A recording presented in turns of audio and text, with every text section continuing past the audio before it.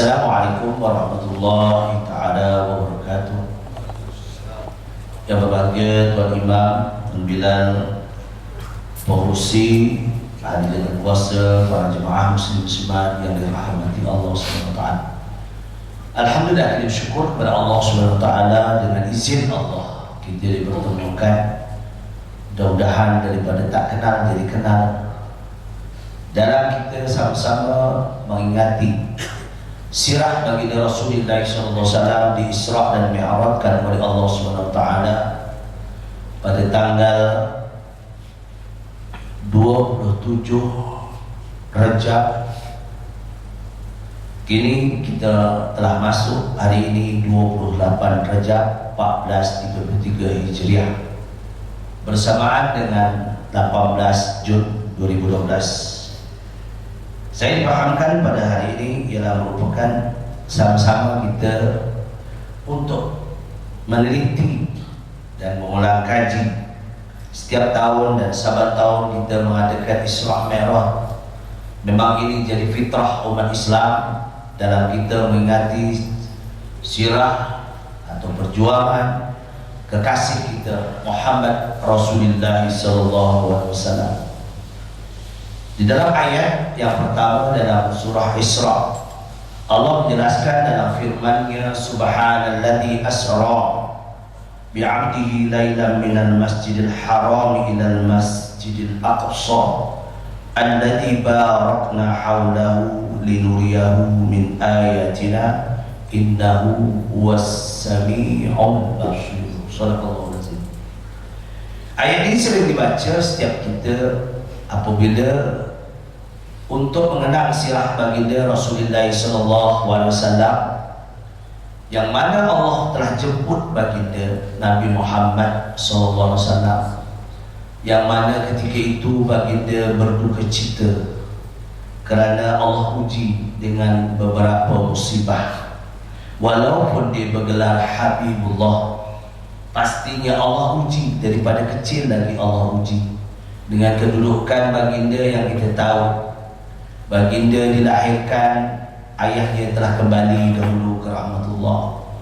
Lahirnya baginda dalam usia yang sangat kecil, Allah wafatkan ibunya pula, diganti oleh datuknya yaitu Abdul Muttalib. Kemudian silih berganti, meninggal pula datuknya Abdul Muttalib, diganti dengan bapa saudaranya, sehinggalah ke usia 40 tahun, 47 tahun baginda barulah orang yang sangat mendukung watak perjuangan baginda, walaupun dia tidak masuk agama Islam, tetapi di sini menjadikan satu iktibar kepada kita bahawa diambil juga oleh Allah orang yang menjadikan tulang belakang baginda Rasulullah SAW.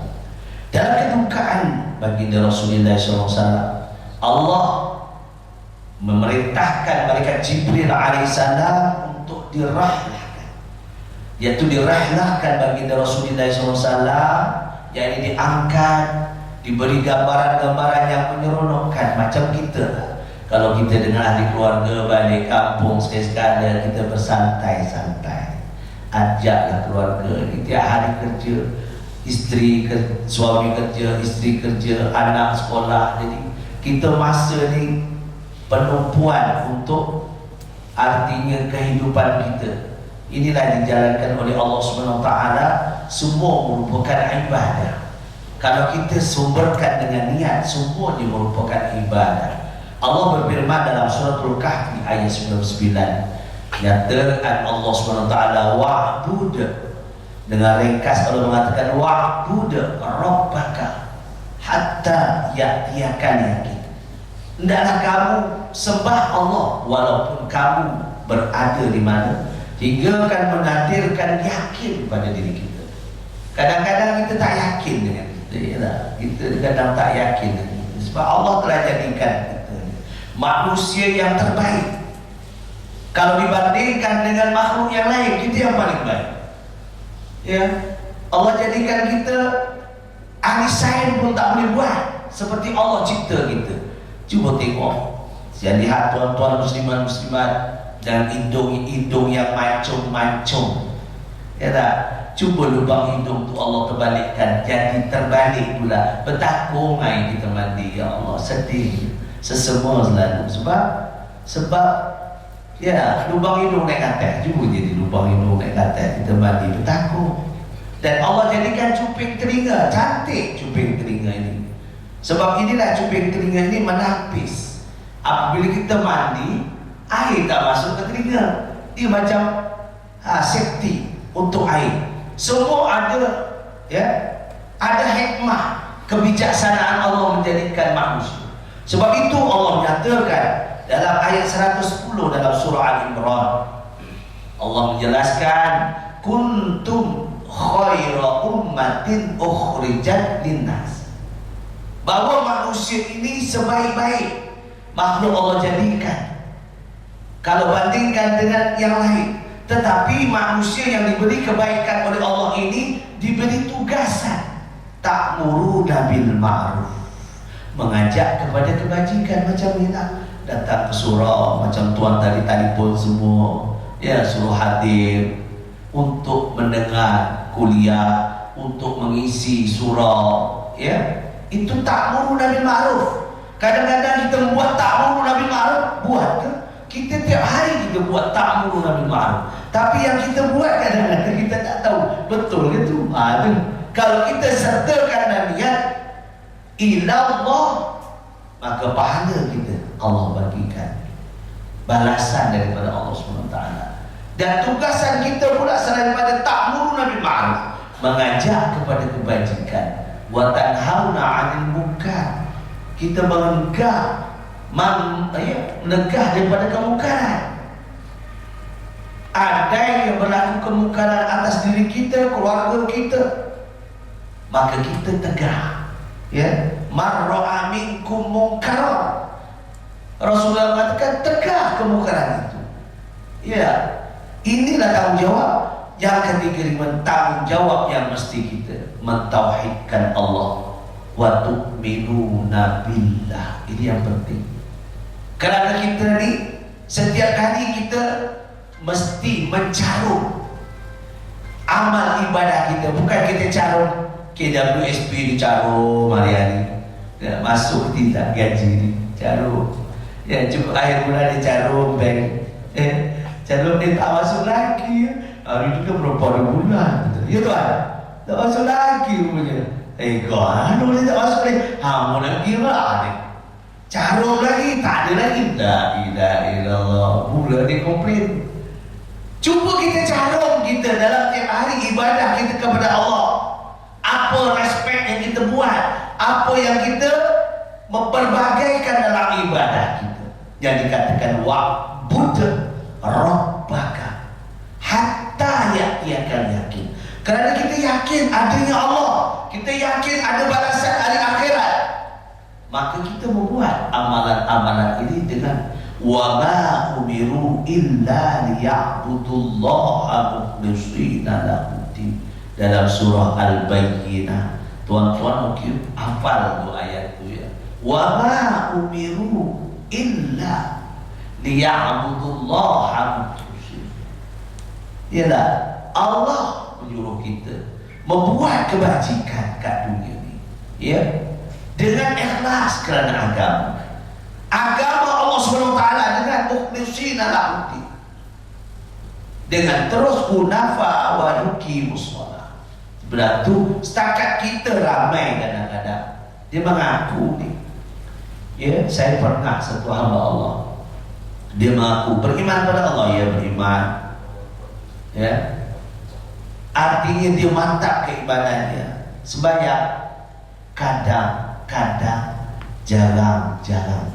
Bila sebut kadang-kadang, jarang-jarang, sedikit-sedikit, fokus pemikiran kita. Ini cerita Piromi lah ni, ini cerita Piromi lah ni, Ustaz.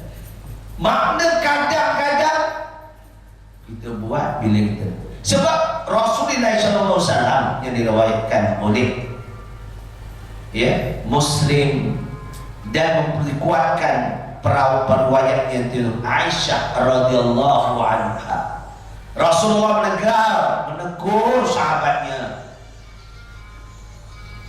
an yusalli rajulu muhdira, an yusalli rajulu muhdira. Rasulullah menegur sahabat, wahai sahabatku, jangan kamu sembahyang sambil lewa. Paham tuan-tuan? Sambil lewa. Makna bila katakan sembahyang sambil lewa, kata Aisyah radhiyallahu anhuma, orang yang sembahyang sambil lewa sifatnya seperti orang Yahudi. Walauzubillah. Maknanya kita kena fokus. Wa min haitsu kharajta fawalli wajhaka syatral masjidil haram wa innahu lal haqqu min rabbik wa ma Allahu bighafilin amma ta'malun. Ini terang.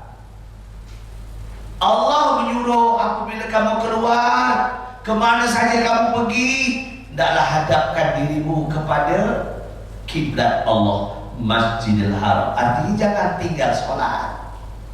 Wa innahu lal haqqu min rabbik. Ini adalah perintah benar dari Allah Tuhan. Wa mallahu bighafilin amma ta'malun. Allah melihat kita, apa yang kita buat. Baik Allah bagi ganjaran, tak baik Allah bagi upahnya kemudian hari. Tidak pada baik. Ini dijelaskan oleh Allah dalam surah Al-Jalal. Wa may ya'mal misqala dzarratin khairan yarah. Kalau kita buat sedikit zarah pun amalan kita, Allah akan catat. Allah tak hukum. Janji Allah pasti. Wa may ya'mal misqala dzarratin syarran yarah. Kalau yang jahat pun Allah catat. Artinya adil Allah Subhanahu wa taala dalam pentakbiran hamba-hambanya. Ini yang penting. Dan dalam kita mengenal sirah baginda Rasulullah sallallahu alaihi wasallam, dalam kita melaksanakan ibadah harian yang dikatakan ayat tadi dalam surah Kahfi, wa'bud rabbaka, dia mempunyai penjelasan yang luas. Artinya wa'bud rabbaka, disembah Allah kerana Allah, nawaitunya kerana Allah, datang kerja kerana Allah. Bila kita buat kerja semua kerana Allah, maka kita terhapus daripada gangguan iblis dan syaitan, maka pahalanya akan berpanjangan. Nawaitu sih, innamal a'malu binniyat. Rasulullah katakan, hendaklah kamu tepatkan niat kamu. Kalau nak solat, solat betul-betul. Maknanya kita sembahyang kena betul-betul. Sebab sembahyang ini merupakan pasport, tuan-tuan. Pasport. Misal tuan nak pergi ke luar negara, cukup baju dibawa, semua dibawa, ya. Sampai ke airport, tanya, tunjuk tiket, ada pasport. Pasport tak bawa, no, immigration tak bagi, sebab tak ada pasport. Dia nak pasport. Kecuali dalam negeri pun nak tengok IC, ya tak? Nak tengok IC. Ini merupakan kita nanti dah berbaris, tak queue, lepas sekali. Ya, apabila di padang mahsyar kita akan dinamakan yaumil mizan, waktu penimbangan. Saya paling depan ni. Tapi bila kita tengok pasport tak ada, sembahyang ni tidak ada, macam mana? Reverse, kau duduk belakang. Kata malaikat, duduk belakang balik.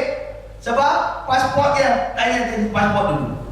Tak lepas juga. Ini penting. Sebab itu solat merupakan pasport ataupun IC. Ini alat kita ke mana pun, ya. Tuan bawalah. Walaupun saya, tuan muslim muslimat ada isteri, bawa isteri nak tidur hotel, kena bawa surat nikah tu, ya tak? Tak kena misalnya kita bawa masuk lah, duduk kat hotel tak payah, dah tua-tua ni, kita dah usia-usia beliau, dah RTM, duduk hotel dah usia RTM. Tahu tuan-tuan RTM? Rehat tunggu mati.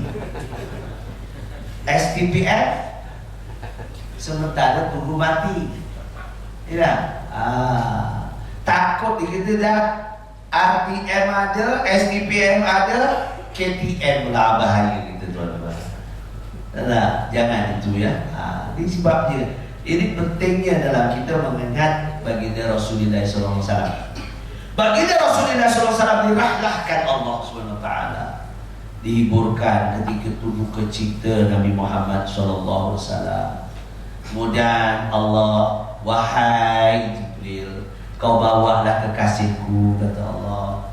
Maka Jibril pun turun, bawalah kekasihnya nama Muhammad bin Abdullah, Abdullah bin Abdul Muttalib, Abdul Muttalib bin Hashim atau gelarannya Ibnu Manaf. Dan dibawanya lah sebelum diangkat, sebelum baginda diangkat, di Isra dan Mi'rajkan, maka baginda dibelah dulu dajanya untuk diproses. Ini sebenarnya bukan baginda itu jahat, bukan baginda itu buat perkara yang mungkar, bukan baginda itu derhaka. Kenapa baginda di operation dulu, diambil dulu, dibersihkan segalanya? Ini semua menunjukkan iktibar untuk kita. Nabi Muhammad SAW dilaksanakan begitu supaya kita tahu pemrosesan kita sebelum solat. Bukan kita nak boleh khusyuk, ni bukan senang tuan-tuan. Allah menjelaskan dalam surah Al-Mu'minun. Allah menyatakan qad aflahal mu'minun. Sangat beruntung orang yang beriman. Andainya saya sebut satu aja, ada 4 perkara tapi satu je. Alladzina hum li solatihim khashi'un. Ada lima? Ada. Alladzina hum li solatihim khashi'un. Allah menjelaskan sangat beruntung orang itu yang beriman apabila menunaikan solat dia khusyuk. Kalau solatnya tak khusyuk, payah tuan-tuan. Bagaimana untuk mencapai tahap khusyuk? Itu sebabnya baginda Rasulullah SAW sebelum di Isra dan Mi'rajkan nak jumpa dengan Allah, baginda diproses dulu, baginda di operation dulu, ditengok. Bukan yang baginda itu buat jahat, dia kekasih Allah. Tapi semua itu menjadikan iktibar untuk kita, menjadikan pedoman untuk kita bahawa kita nak menghadap Allah Subhanahu Wa Taala, kena hati bersih ber, hati kena baik ber. Kita kena bagaimana hati kita nak khusyuk pada Allah. Bukan senang tuan-tuan, susah. Itu sebabnya dalam rukun solat ada 13 perkara dibahagi kepada 3. Pertamanya dinamakan apa? Rukun qalbi, yaitu rukun hati. Barulah masuk rukun fi'li, rukun perbuatan. Ketiganya rukun qauli, ya, ataupun kedua rukun qauli lah, ketiga fi'li, ya. Yaitu pertamanya mesti hati mantap. Makna mantap itu fokus pemikiran kita bila kita takbiratul ihram. Kalau tuan-tuan, makna takbiratul ihram ini cantiknya Islam dia. Kita angkat dengan niat nawaitu lillahi ta'ala saja aku sembahyang fardu zuhur. Ini dalam hati, bukan dalam mulut, ya. Jangan pula saja aku sembahyang fardu zuhur menjadi makmum kerana ta'ala. Allahu Akbar. Itu hati punya kerja, ya. Kalimah takbiratul ihram dengan melapaskan kalimah usolli itu sunat hay'ah. Kalau kita lapaskan alhamdulillah, itu sebabnya orang nak fokus, nak masukkan hatinya kepada fokus dalam sembahyang, susah. Macam-macam fisik. Kalau tuan-tuan lihat macam-macam fisik. Bila takbir usolli fardhu zuhri 4 rakaatin ma'muman ada lillahi ta'ala, Allah. Hai, macam-macam fisik tuan-tuan. Nak masuk tu payah tuan-tuan.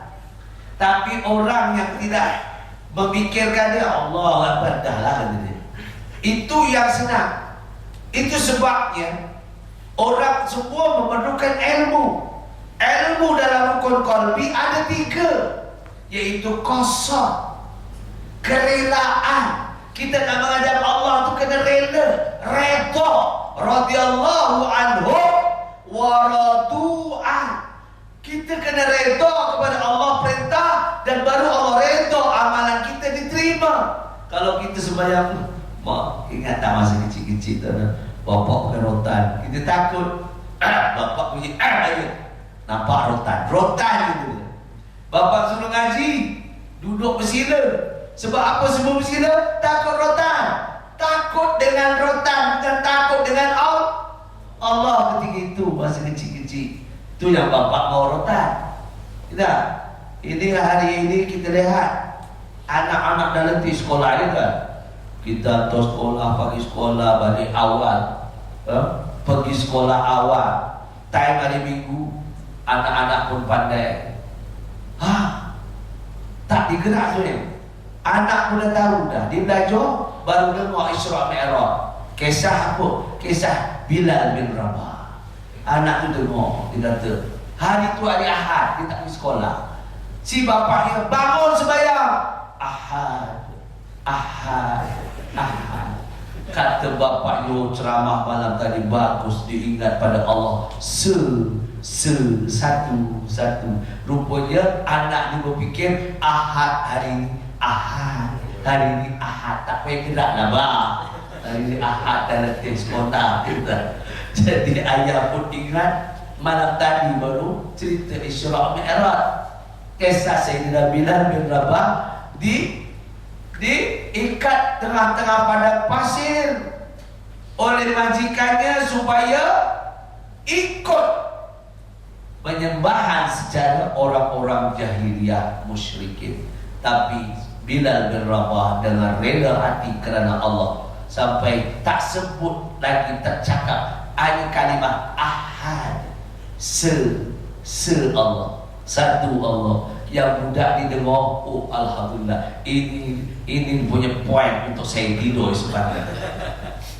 Kita berdengar, bapak dengar, mak dengar ceramah malam tadi, anak saya Ahad. Baiknya anak aku dengar ceramah malam tadi, dia ingat Allah. Tak payah, artinya dia ingat. Maknanya anak fokus pemikirannya kerana hari Ahad, bapak pemikirannya kerana Allah tu sendiri. Maka tak bertemu. Ini tak bertemu. Kita kena macam mana muhasabah kehidupan kita harian. Sebab itulah Allah menyarankan dalam surah Jum'ah, Allah menyatakan, wa idza qudiyatis sholatu fantashiru fil ardi wabtaghu min fadlillah wadhkurullaha katsiran la'allakum tuflihun. Ini jelas dalam surah Jum'ah. Apabila kamu nak membuat segala amal, maka dimulakan dengan solat. Allah suruh ni, wa idza qudiyatis sholatu fantashiru fil ardi. Setelah kamu selesai solat, bertepianlah kamu di muka bumi. Masing-masing punya kerjaya. Yalah, kerjaya jadi tukang campur, jadi tukang rumah, jadi tukang kereta, jadi macam-macam aja kat dunia ni. Mana sama? Tak? Macam saya mungkin boleh bercakap, kalau nebas itu pandai lah. Tak? Kalau saya jadi mekanik kereta memang pandai, tukang buka, tukang pasar minta maaf saya batin. Ya, tak sama. Hadiah yang Allah bagi kat manusia ni tak sama. Tak? Simpulan itu pandai mekanik kereta. Ya, saya pandai mekanik tapi basikal lagi. Tak? Ini kelebihan. Manusia kalau semua pandai itu, tak ada lah kerjaya kita, payahlah. Saya nak kerja ceramah, dah semua pandai ceramah. Tak? Nanti saya ceramah, semua orang tu semua pandai ceramah. Payah juga, ya. Macam di masjid saya, ya. Umpama ambil contoh, imam satu, imam dua al-hafiz. Ya tak? Saya ni terus terang, saya al-hafuz. Ya. Ada 5 orang imam. Yang 3 ni terang-terang al-hafiz. Yang 4. Semua muda-muda, semua belia-belia, 30 tahun, 27 tahun, 26 tahun, 25 tahun. Yang saya ni dah bukan beliau. Ya tak? Dah beliau. Ya tak? Kita kena terima. Kita dah beliau, kadang-kadang orang terima. Ya tak? Kita jadi beliau ni elok. Macam tuan jadi beliau, ada mutiara. Yang tak ada beliau belum ada mutiara.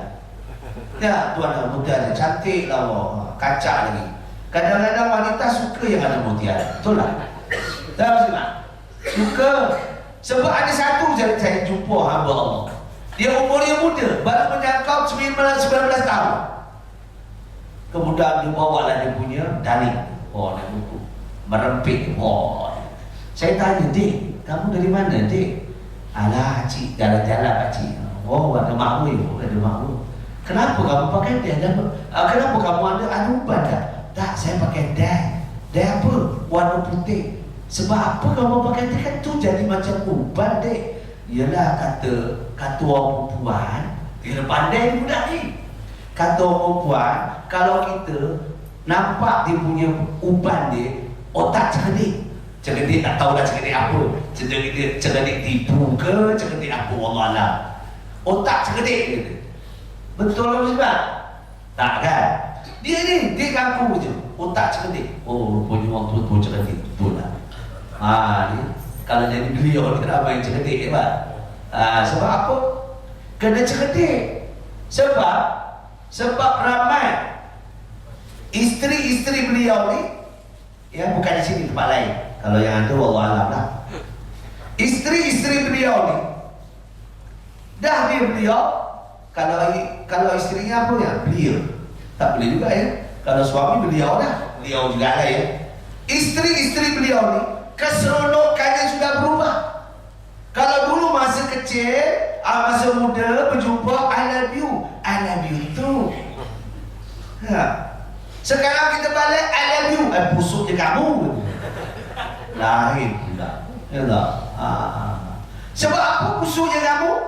Suami pergi kerja, balik masjid, tengok isteri dengan cucu. Tengok tidur dengan cucu si beliau ni. Tengok jeling, Allah, di mana tempat aku tidur? Kanan cucu, kiri cucu. Ini ya, berlaku kan? Berlaku. Sebab itulah tak heran kalau beliau-beliau yang sudah beliau ni, siapa duduk dengan beliau, duduk di kedai, tengok bola di kedai mama. Ni kan, saya tanya kenapa pula? Habis tidur kat rumah pun kanan kiri cucu, tempat aku dah tak ada. Tidak, baik aku kedai, tengok kedai mama. Ini berlaku bukan di sini, tempat lain. Kalau ada, wallahualam. Isteri kena taat kepada suami, niatkan kerana Allah. Ini berlaku. Kita ambil kenapa Rasulullah di Isra dan Mi'rajkan.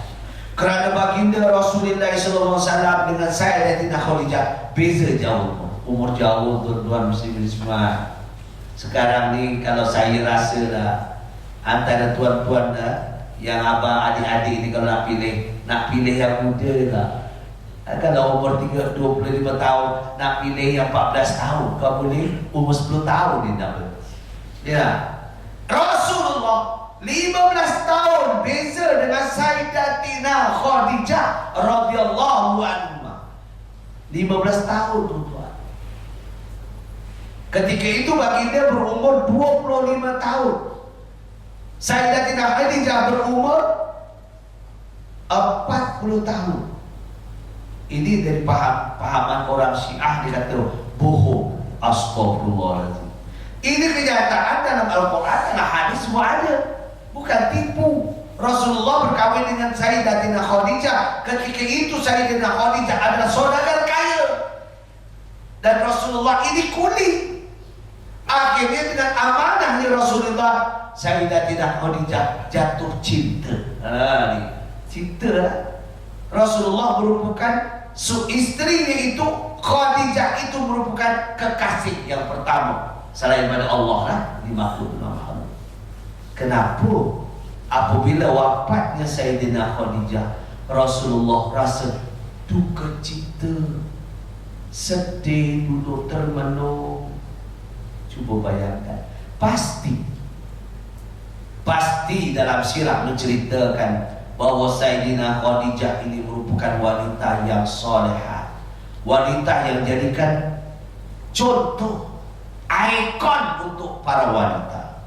Sebab Sayyidina Khadijah, ceritanya ketika baginda Nabi Muhammad SAW menerima wahyu, yang pertama kalimah Iqra bismi rabbikal ladzi khalaq, khalaqal insana min 'alaq, Iqra wa rabbukal akramul ladzi 'allama bil qalam.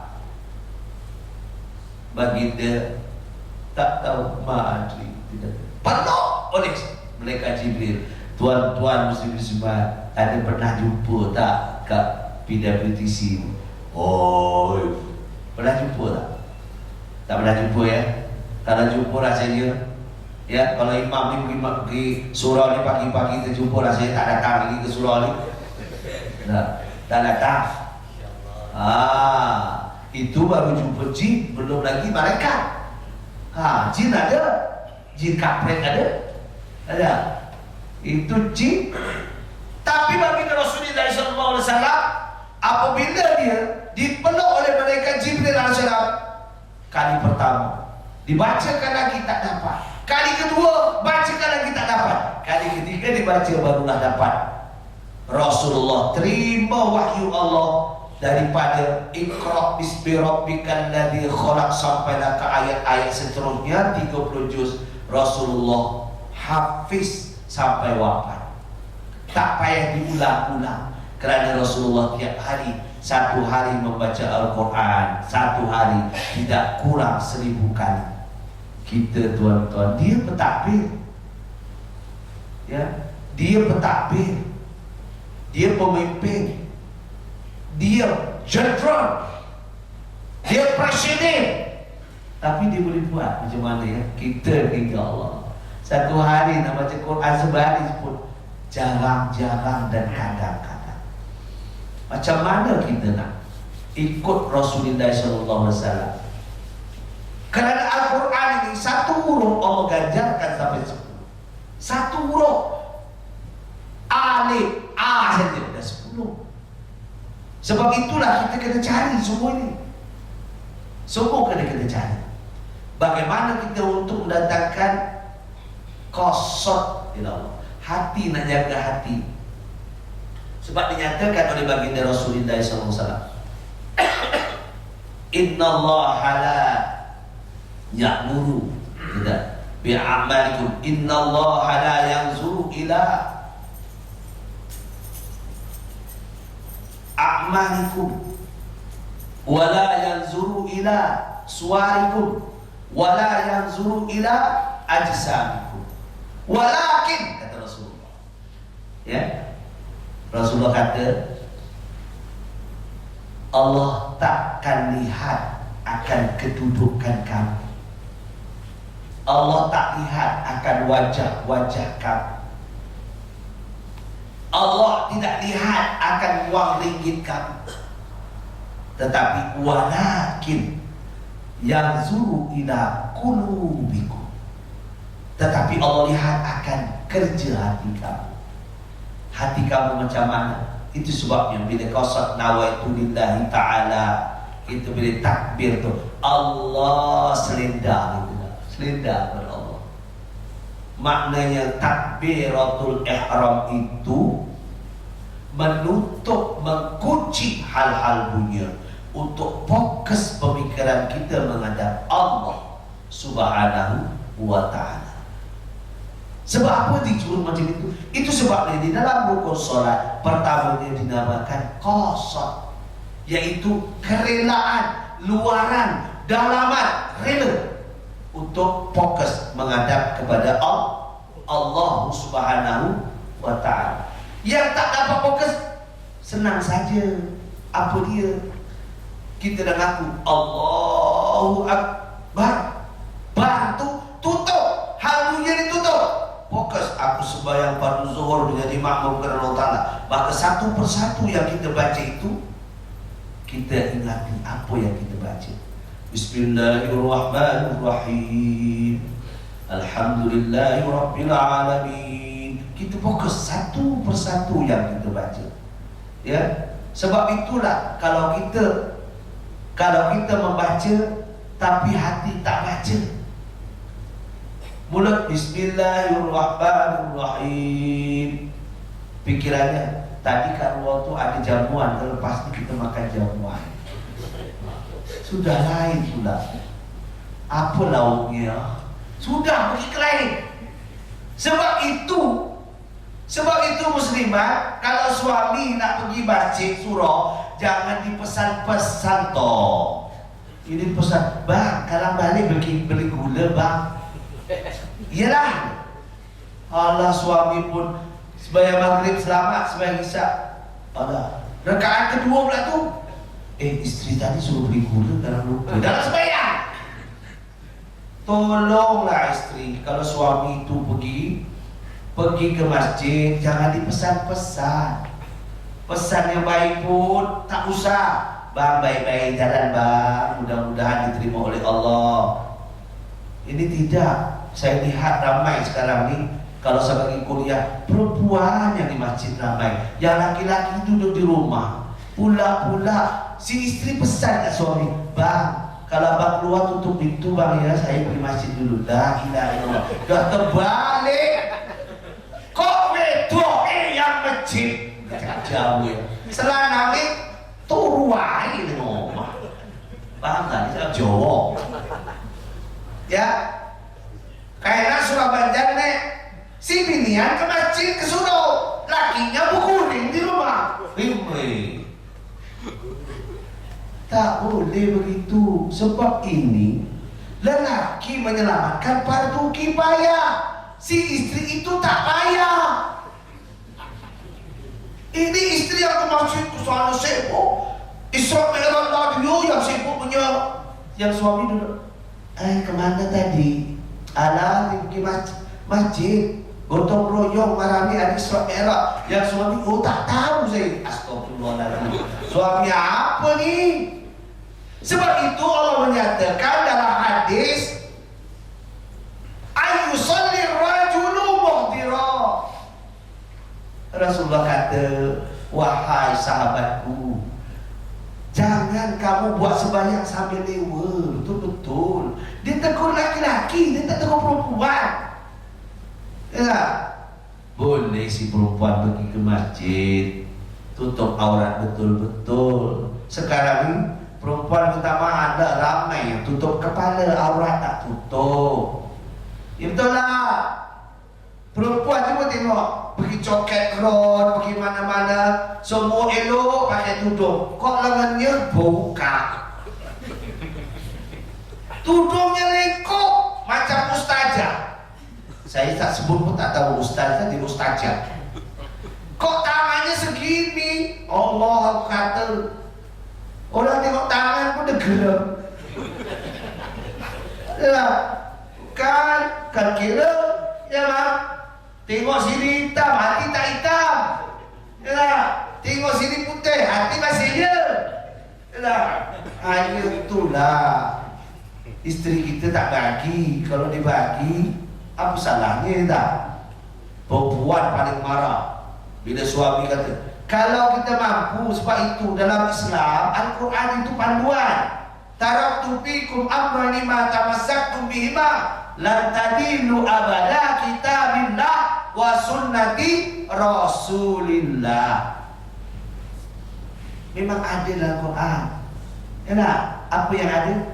Muslimat marah ni, ustaz ni tak boleh panggil lagi akan datang. Kenapa? Dia sokong laki-laki. Dalam Quran ada kan? Surah An-Nisa, fankihu ma tawalakum wa masna wa sulasa wa ruba. Ya, baca dulu ya.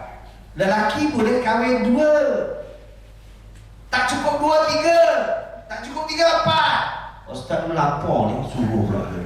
Tak, ini umpama hukum Allah kena terima, muslimat kena terima. Tapi ada ujungnya. Perempuan simpan ya ayat ujung. Wala tu'adilu fawahida. Pegang itu ya. Perempuan pegang tu. Kalau tak ada, solat lagi. Kena pegang tu ayat tu.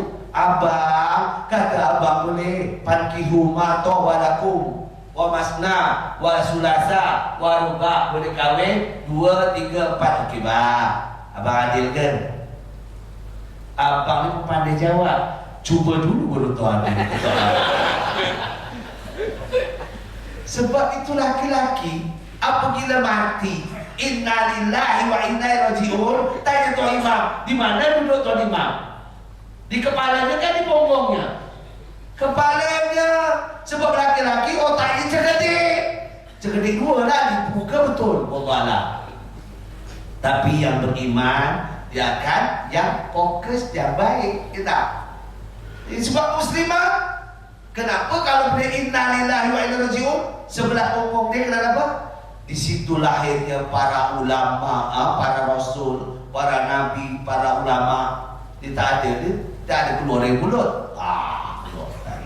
Bersalin semua daripada tempat yang dimuliakan. Bagi perempuan tu kena jaga. Sebab itulah kena jaga, perempuan kena jaga semua tu. Itu sebab sekarang ni ramai tak jaga. Payah ni. Laki-laki naik pening naik kereta. Tak? Saya pun naik kereta naik pening, naik motor lagi pening tuan-tuan. Tak? Mata ni kena jaga. Mula-mula terpandang, lama-lama terpandang, memandang dah. Pandang memandang habis. Susah ni tuan-tuan. Itulah sebab dia. Aurat kena jaga sungguh. Tutup kepala. Tutup aurat ni, tutup kepala. Kita lihat tuan-tuan. Lihat tak percaya. Kat Kuala Lumpur ni, boleh katakan yang ramai tutup kepala. Dia kata tutup aurat. Bukan. Itu tutup kepala. Pakai tudung. Sininya terbuka. Pakai tudung. Pakai mini. Allah, sakit kepala aku. Hai, apa nak jadi ni? Nak sembelihan orang. Ini berlaku. Baik ini. Sebab itu baginda apabila di Isra' dan Mi'rajkan, ada masa sikit lagi ya. Di Isra' Mi'rajkan, Allah pertuntunkan, Allah perlihatkan. Ada Allah lihatkan perkara-perkara yang untuk menjadi iktibar kepada umatnya. Kan suka sedih hati Rasulullah dibawa oleh malaikat Jibril, dibersihkan hatinya, iaitu dioperasi. Tujuannya menjadi iktibar. Nak ngadap Allah kena bersih hati. Bukan maknanya Rasulullah itu tak bersih, tetapi untuk jadikan iktibar kepada masyarakat umat di akhir zaman, supaya diceritakan kisah Rasulullah SAW itu untuk menghadap ilahi Allah Subhanahu Wa Taala dengan hati yang betul bersih. Ya, kita pun kena menghadap Allah kena betul bersih. Kita kena, itu sebabnya kita angkat takbir mengaku selenda pada Allah. Allahu Akbar. Nak masukkan tu susah. Saya kadang-kadang itulah itu sebabnya kalau kita di masjid hari Jumaat lah utamanya, kalau kita ada orang sembahyang janganlah tengok muka dia, tak elok sangat. Kadang ada orang sembahyang tu tengok muka dia, saya Allahu Akbar. Sebab apa tuan-tuan? Sebab dia nak masukkan makna yang dibaca tu. Susah tuan-tuan. Sebab gangguan ni banyak sekarang ni. Jangan jauh, keluar pintu aja, ya Allah, turun satu lift dah terpandang memandang. Tengok bawah sikil, tengok atas ndas. Tengok tengah, wallahu alam. Ya, tambah-tambahlah. Naik bas. Ya, naik bas ni ya Allah, kadang-kadang ya kalau naik motor bagus, naik motor lagi kalau ada motor. Kalau ada kereta, naiklah kereta. Kadang naik bas ni minta maaf, Ustaz yang ada duit je naik bas. Ya, bas pun tak apalah, tapi carilah ceruk-ceruk yang bagus. Ini ceruk-ceruk yang kadang naik bas, minta maaf lah, saya pun pernah sejarah. Tahun 80 saya naik bas. Ketika itu daripada mana? Daripada Keramat. Bas bini, bas bini, ingat tak tuan bas bini? Oh, alhamdulillah. Alhamdulillah pula. Ya. Kawan saya tu duduk sekali dengan saya. Kali Kata alhamdulillah, alhamdulillah. Kan orang tu pergi, dia duduk dalam kursi. Ada kursi cukup 2 orang. Pas ini, toten, naik. Itu pun naiklah, dia duduk di tepi, dapatlah tempat duduk. Yang kawan saya ini duduk sebelah saya. Sekali tu, kena terduduk kat peha dia. Alhamdulillah. Sebab apa? Lain. Elektrik di walau kena kena. Lain. Sebab itulah lelaki dan perempuannya bukan mahram, jangan dekat. Dia bukan mahram. Kalau yang mahram pun disuruh asingkan. Kalau anak kita umur 17 tahun, umur 15 tahun, jangan dudukkan sekali dong. Duduk sekali nanti macam betis. Dia terbayang saja. Rupanya adik sendiri. Walauzubillah, itu berlaku. Sebab itu kena jaga. Iman ni nak jaga susah tuan-tuan, bukan senang. Sebab itu terpukus nak sembahyang, Allahu Akbar. Sebab macam yang ditengok. Ya tak? Itu sebab kita nak sembahyang tu ambil wudu cepat, supaya segala yang terpandang, zinah mata, zinah mulut, semua akan gugur. Ustaz ni sebut zinah mata ni macam mana? Yang tengok yang tak elok tu zinah mata lah. Dalam hadis sufi dia makan zinah mata, terpandang. Sebab kalau terpandang yang sama jenis lelaki tak apa, tak kisah. Tengok lelaki dengan lelaki tak kisah. Tapi tengok perempuan payah sikit lah. Tengok sikit-sikit pun boleh. Kalau lama-lama tak boleh, bahaya. Baik, ini kisah betul. Maka Nabi Muhammad SAW di Isra' dan Mi'rajkan dilihatkan, dipertontonkan. Dilihat ketika itu orang meninggalkan, tengok di situ ada daging yang elok, bersih daging itu. Dia tak makan. Kemudian dia ambil yang busuk, daging busuk ni. Dia makan. Allah, ya Allah, Rasulullah tengok. Kenapa orang itu makan daging busuk, daging yang elok, yang comel tak dimakan? Kemudian jalan lagi. Rasulullah lihat dipertontonkan oleh malaikat, oleh Allah, malaikat Jibril. Tempat tumpang tanya itu malaikat Jibril lah. Sebelum teringgok hamba Allah tengah potong lidah, panjang lagi, potong lagi, panjang lagi, potong lagi, panjang. Tak habis-habis. Apa? Ini diceritakan. Ditanya oleh Rasulullah, ya Jibril, apa tu perihalnya? Ada daging elok dia tak makan, daging busuk pula tak makan. Inilah diibaratkan istrinya yang comel kat rumah ditinggal, dia makan bini-bini. Yalah, faham? Istri yang comel ada kat rumah ditinggalkan, dia makan bini-bini. Faham bini-bini?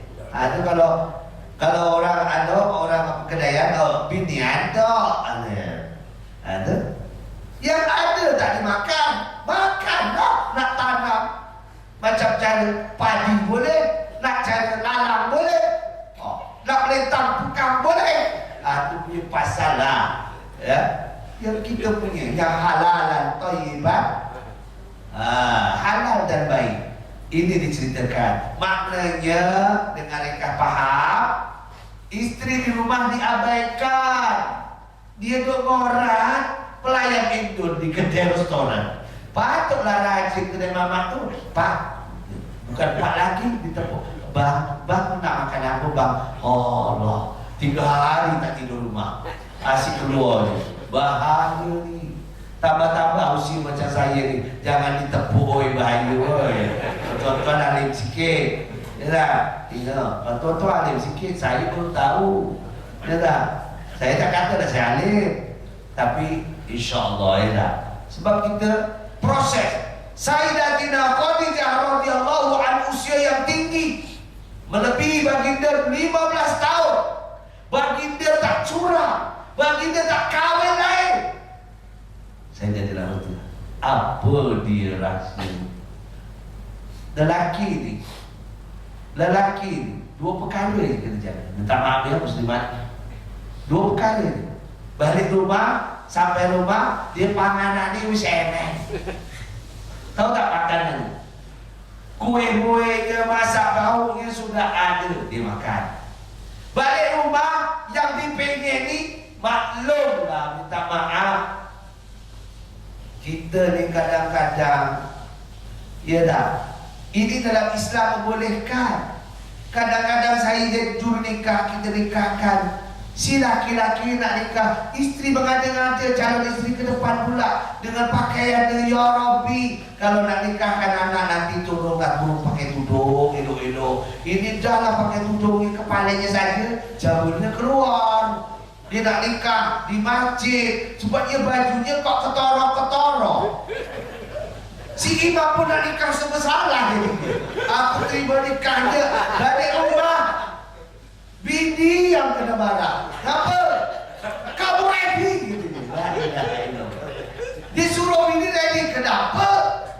Aku tadi tengok calon isteri nak dinikahkan tu dia. Aku tak tahan lah. Balik rumah isteri lah. Itu sebabnya Sayyidatina Khadijah radhiyallahu anha menunjukkan komitmen sebagai seorang isteri. Apabila Rasulullah kesukaan, sejuk, dipeluk oleh mereka isteri biar takut. Sampai rumah, maka Sayyidatina Khadijah terus peluk. Ya Rasulullah, kenapa ya Muhammad? Terus suruh tidur, diselimutkan.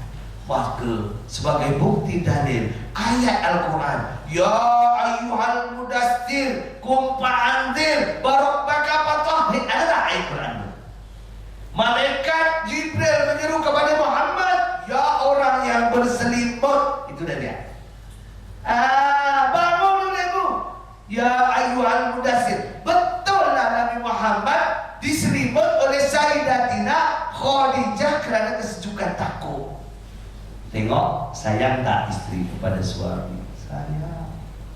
Ya, kerana semua minta izin. Si isteri nak jadi orang solehat, ambil iktibar pada hari ini. Kita mesti fokuskan, suami pun fokuskan bahawa saya semua perbuatan kerana wa'bud rabbaka. Juga bukan kadang-kadang minta maaf berlaku sekarang ini di sana sini. Yang saya tahu, suaminya sibuk di sini, isteri sibuk di sini. Lama-lama suami nonton dengan yang lain, isteri nonton dengan yang lain. Kenapa? Kenapa berlaku begitu masyarakat hari ini? Kerana tidak ada keyakinan hidup itu kerana Allah. Si isteri mengamuk, ini berlaku.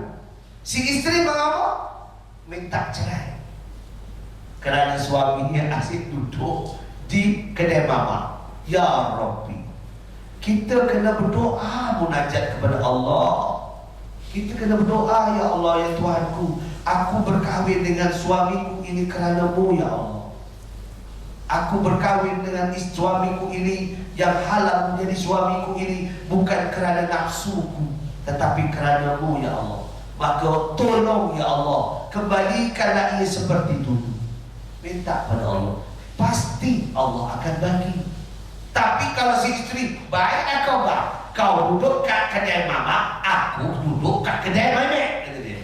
Sudah tak bertemu, maka itu yang selalu timbul perpisahan, perceraian. Dia tak ikut Sayyidatina Khadijah radhiyallahu anha. Ini. Dan yang kedua dipertuntut itu. Dan keduanya dipertuntunkan Nabi Muhammad. Lihat ketika itu ada orang memecah-pecah kepala ini. Atuk-atukkan kepala ini, atuk-atukkan kepala, ya Allah. Apa perihal? Sehingga kan Nabi Muhammad lalu lagi satu tempat pula diciumkan bau yang paling harum, seperti tempat itu wangi. Maka diceritakan apa ini tempat wangi. Nabi Muhammad diceritakan oleh malaikat Jibril, inilah tempat kisah Masitah. Masitah seorang wanita tukang rambut isteri Fir'aun, tukang rambut, tapi dia layak masuk dalam surga. Kita lihat dalam sejarah Islam, banyak yang masuk surga ini orang yang diuji oleh Allah, seperti malaikat. Seperti siapa? Seperti Bilal bin Rabah. Kerana Bilal bin Rabah ini orang yang menyampaikan dakwah. Bilal bin Rabah ini orang yang memberi jemputan. Kita ni selalu dapat jemputan, tuan-tuan. Lalu, kalau rumah lokasi dekat masjid, hari-hari dapat jemputan. Tak payah atau jemputan. Ya tak? Apa dia? Hayya 'alas shalah. Itulah jemputan. Saya tak pernah di masjid pun bawa jemputan, tak ada pun jemputan. Hayya 'alas shalah itu marilah sembahyang. Itulah jemputan. Tukang jemput. Kalau kita nak kenduri kahwin, buat jemputan mahal. Paling murah berapa? Paling murah RM5 kan? Kalau buat jemputan paling murah. Ya senang buat sendiri je. Photostat dia dah. Senang. Datang pun juga orang. Minta yang mahal-mahal. Kalau tengok sekarang gambar di video Allah macam-macam fashion gambar. Dah, kenduri dia sama juga juga. Orang nak makan bukan nak gabung. Tapi Allah bagi jemputan. Sayyidina Bilal bin Rabah tukang jemput. Itu tanda suruh saya berhenti. Jadi inilah yang tidak kongsikan, bahawa sembahyang itu merupakan paspor. Kita jangan tinggal sembahyang. Ada orang cerita tadi Rasulullah pernah qada. Rasulullah tak pernah qada, tuan-tuan. Tapi Rasulullah diberi hikmah oleh Allah SWT kerana menghadapi peperangan. Rasulullah tidur sehingga terlena, Rasulullah bangun, sudah habis waktu. Itu bukan qada, itu dinamakan uzur. Itu dinamakan uzur. Tetapi Rasulullah sebenarnya perihal itu, hadis itu ada sahih ataupun tidak. Tetapi yang ditahukan hadis yang sahih, Rasulullah tak pernah tinggal berjamaah.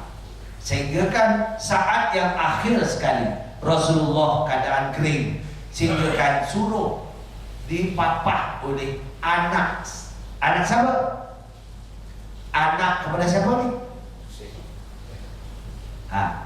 Anak kepada siapa?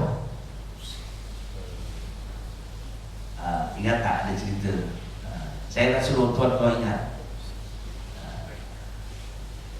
Itu seorang bapa saudaranya yang sangat taat kepada baginda Rasulullah SAW, dan anaknya yang mampu, sehingga kan Sayyidina Ali lah yang tolong mendirikan, memegangnya. Rasulullah duduk dengan nak menjadi imam. Itu saat yang akhir setelah dia membaca, yaitu khutbatul wida. Ya, Rasulullah ketika itu sahabat dah tahu, menangis para sahabat. Ya Allah, ya, kalau tuan-tuan nak tahu, baca dalam khutbatul wida, kisah Rasulullah, yaitu berkhutbah kali yang terakhir ketika Rasulullah menunaikan ibadah haji. Ada di sini. Itu cuba kita kalau dapat faham, di sana tengok Rasulullah SAW, sahabat punya sayang dengan Rasulullah, Allah cinta kepada Rasulullah. Kita ni supaya kita berpadukan Rasulullah itu sebagai ikon kita. Solat merupakan tiang agama, kena jaga. Susah payah Al-Fatihah Allah serahkan kepada Rasulullah one by one di Sidratul Muntaha. Ayat lain tak, melalui Jibril. Fatihah aja. Itu sebabnya ayat Fatihah ini menjadi rukun qauli.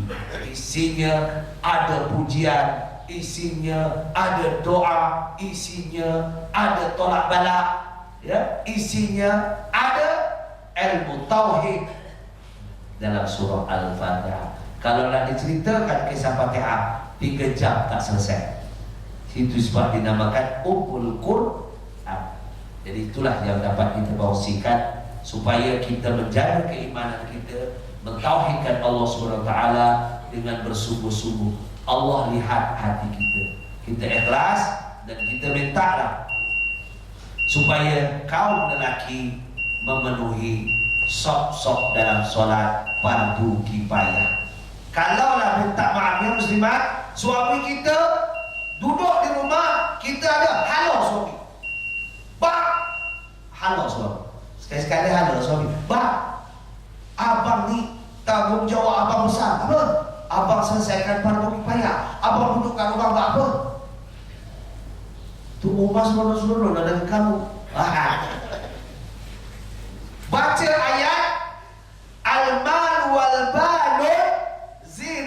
hayatid dunya. Harta, anak penak merupakan perhiasan dunia sementara. Yang lain tak. Okey? Itu yang baik kepada Allah, mana kekurangan, mana terlebih kata, minta maaf ya. Bismillahirrahmanirrahim. Alhamdulillahirabbil alamin wassalatu wassalamu ala asyrafil anbiya'i wa sallallahu ala alihi washabihi ajma'in. Ya Hanan ya Manan ya Badi'us samawati wal ardi ya Dzal Jalali wal Ikram, ya Allah Tuhan kami, tetapkanlah iman kami, pertingkatkanlah amal ibadah kami, rahmatkanlah hidup kami, kurniakanlah maghfirah kepada kami. Tunjukkanlah kami dari keridhaan semua, dipanjang usaha kami dalam amal, mati kami dalam keridhaan-Mu. Rabbana atina fid dunya hasanah wa fil akhirati hasanah wa qina adzabannar. Sallallahu alaihi wa sallam wa ala Muhammad wa ala alihi washabihi ajma'in.